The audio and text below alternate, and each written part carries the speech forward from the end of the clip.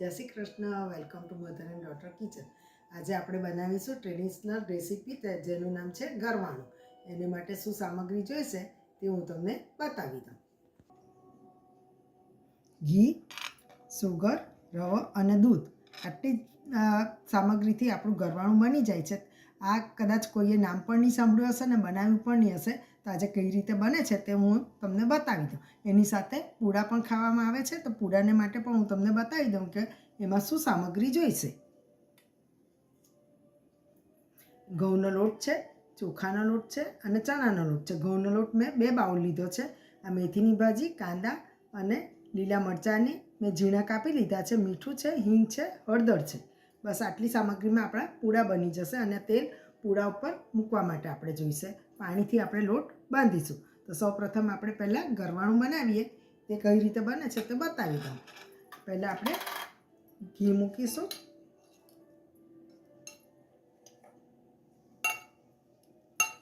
અને ઘીમાં જ શેકવામાં આવે છે.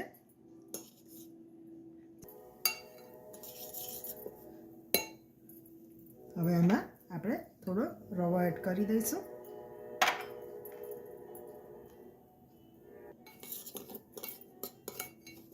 રવાને થોડો લાલ થવા દઈશું, શેકાવા દઈશું.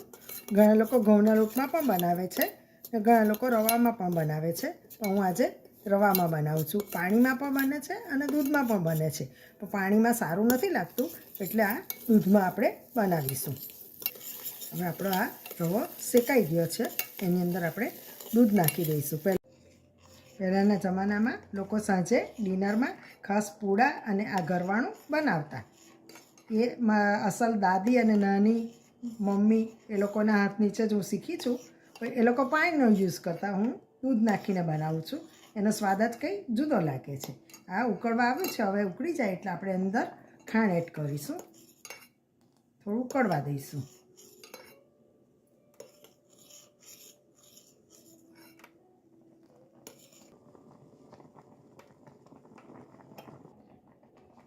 ઉકળી ગયું છે. હવે આપણે અંદર ખાંડ નાખીશું. ખાંડ પણ તમારા ટેસ્ટ પ્રમાણે તમે નાખી શકો છો.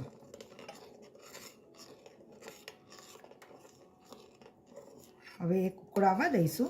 પછી અંદર એલચી નાખીશું. તમને એલચીનો સ્વાદ પસંદ હોય તો તમે નાખી શકો છો, નહીં તો તમે એવોર્ડ પણ કરી શકો છો. ઇઝીલી બની જાય છે અને સ્વાદમાં પણ સરસ લાગે છે.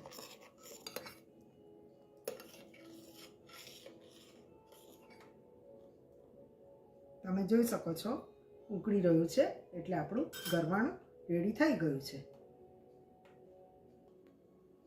આપણું આ ગરવાણું રેડી થઈ ગયું છે. હવે હું એને સાઈડ પર મૂકી દઈશ અને આપણે પૂડાનું તૈયાર કરીશું. હવે આપણે પૂડાનું તૈયાર કરીશું. એના માટે આ ઘઉંનો લોટ છે.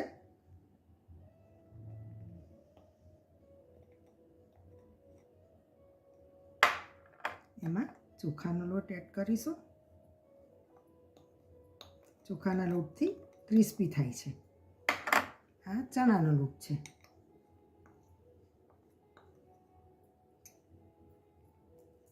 એમાં આ કાંદા છે, મેથીની ભાજી છે અને ગ્રીન મરચાં છે. એ એડ કરી દઈશું. મીઠું નાખી દઈશું અંદર, હિંગ અને હળદર.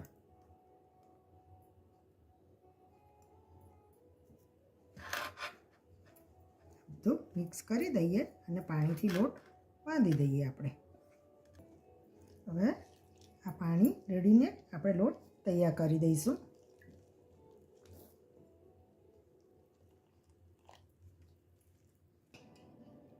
આ રીતે આપણે બેટર તૈયાર કરી દીધું છે. હવે આપણે એના પૂડા ઉતારીશું. સૌપ્રથમ અંદર તેલ થોડું મૂકીશું અને લૂછી કાઢીશું.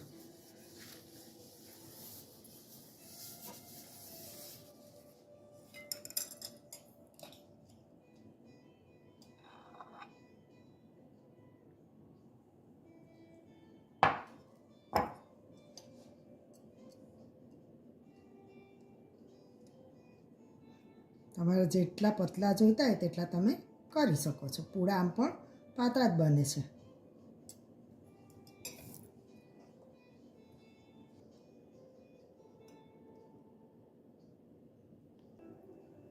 આ એક બાજુ આપણું થઈ ગયું છે. હવે એને ફેરવી દઈશું બીજી સાઈડ પર. હવે આપણે બીજી સાઈડ ઉપર ફેરવી દઈશું. હવે થવા દઈશું થોડીક વાર. નોનસ્ટિક છે એટલે એમાં તેલ પણ ઓછું જાય છે અને થાય પણ સરસ છે. આપણા પૂડા રેડી થઈ ગયા છે. હવે આપણે પ્લેટિંગ કરીશું. એને હું પ્લેટમાં કાઢી લઉં છું.